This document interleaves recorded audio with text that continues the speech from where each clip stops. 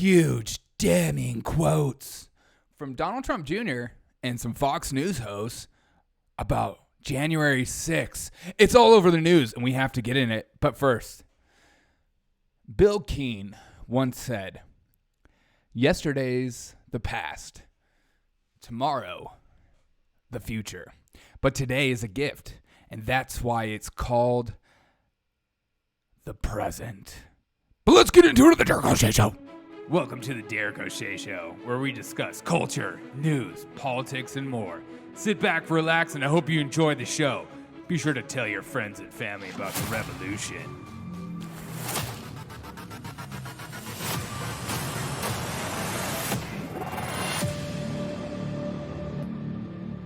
Come on, man. What's up, everyone? Oh, thank you, Biden. What's up, everyone? Welcome to the Derek O'Shea Show. Thank you guys so much for taking time out of your day to hang out with me. What is the news talking about? When I say the news, I mean corporate media at large. They're talking about Omicron ripping through places as the fear-mongering has started. I just saw a news report come out that says Pfizer is 90% effective against hospitalization rate for Omicron. Take it what you will, but yet they're still pushing this narrative. Also, late breaking quotes that it turns out Donald Trump Jr. and some Fox News hosts had texted Trump during the January 6th riots and during that day to call it off, to come out and speak out against what's happening. And this is what they're talking about.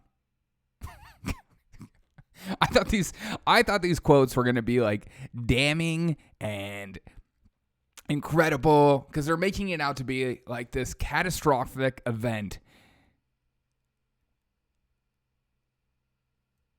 There are quotes like this: "Please get him on TV, destroying everything you have accomplished. Can he make a statement asking people to leave the Capitol?" Hannity asked in a text. Other texts like, "We need an Oval Office address. He has to lead now. It's gone too far and it's gotten out of hand."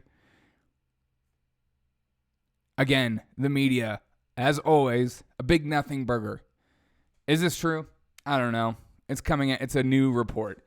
But even if it is true, how does that make this situation worse? I think it makes it better. You're further creating the narrative that it was just a bunch of people that were doing whatever they wanted to do. It wasn't a Trump-led army to take over the Capitol. That's insane. No one thinks that. Only crackpot people who read these two sources think that. MSNBC, the scariest part of Mark Meadows' PowerPoint presentation ahead of January 6th. They planned it. Fox News host texted Mark Meadows amid riot and urged intervention. They were trying to tell the president to stop. Newly private revealed text show GOP privately crying out for help. This is their top story. As if that's what the top story it needs to be talked about. Again, it's important. I know you're saying, Derek, these people, I don't even take them seriously. I don't even read their content. It's important to know what they're talking about, though. It's important to know what their focus is on. And I know I make this joke a lot. They're still talking about January 6th like it happened yesterday because they want that image so ingrained in your head when it comes to election time. And anytime they talk about Trump or anybody in the GOP, they are on a mission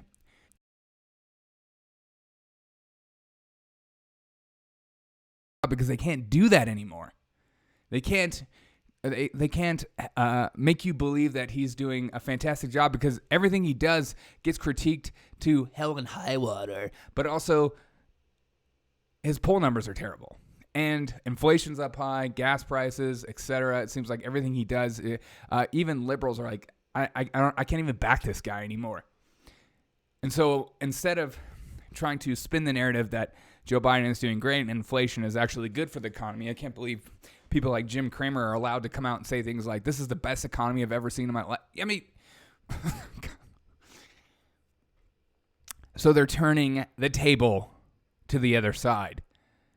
They want you to remember January 6th as if it was worse than freaking Pearl Harbor. That's the most idiotic statement in the history of mankind, but yet they make it. Why? Because they want to push on your emotions, and they want to ingrain in your head and change the narrative that it was the most catastrophic day in American history, period. And to say otherwise just means you're just one of those QAnon Trump supporting freaks. And so that's the narrative that they're pushing. And this is why I want to use this quote, because you might say to yourself, Derek, what do we take from this? How do we, what do I need to do?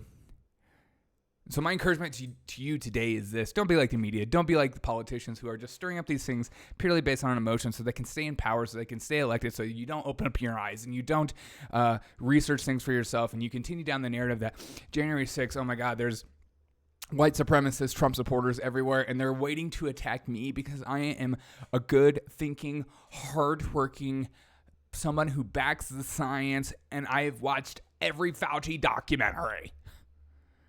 Again, my encouragement to you is this. Yesterday is the past. Tomorrow is the future. But today is a gift. That's why it's called the present. See, many of us live in the past, like the news, like politicians. Either they harp on the past because it's such a good time, and I want you to remember it going into the election season, or if you're going against somebody, you wanted them to remember the past. Remember what they did. Tomorrow is the future.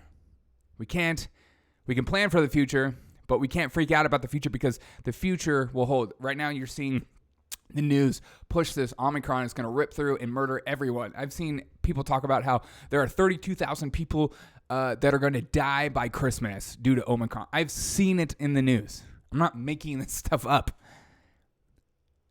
They want you to freak out so they want you elevated emotionally about the past and elevated emotionally about the future, because the future is better to be elevated emotionally because we don't know, and we can say things like there may be, this may happen, this may be, blah, blah, blah. But I want you to remember that today is a gift. So go out, enjoy your day. Find a way to enjoy your day. Find a way to not be like the media or politicians who are just, well, remember that and remember this and remember that. And I want you to be in a constant state of hysteria, and I don't want you to actually open your eyes and read and notice people around you and notice that, you know what? Dadgummit, there are Americans all around me. There are good people around me. There are people that are helping people. I saw that video. There's this black man who was smoking meat and handing out free waters in Kentucky. That is a news story that I could be a part of. Things like that don't get covered. Why? It's not going to make you freak out. It's not going to make you rely on them for your life support. You'll go, that's a good news story. I do believe in America. I do believe in good people. They don't want you to believe that. So I want you to go out today and enjoy your day, because today is a present. Every hour, every minute, find a way to be thankful that you're alive today. Look, I got news that I have a family member that just passed away, and it's always a good reminder that even if you're having a really crappy day, you're alive. And that's something to be grateful for. Thank you guys so much for tuning in to Derek O'Shea Show. If you don't mind sharing this on every social media platform, it would mean so much to me. Also, if you want to support me, you go to buymeacoffee.com/Derek O'Shea Show. I would greatly appreciate it. Again, this is the news with encouragement to Derek O'Shea. I don't know. I hope you guys enjoy your day. Find a way to enjoy your day, but remember that these people are so hypersensitive, and they love blasting things out of proportion, and they hope and pray, like many of my friends, that you never actually read the articles, that you just read the headlines.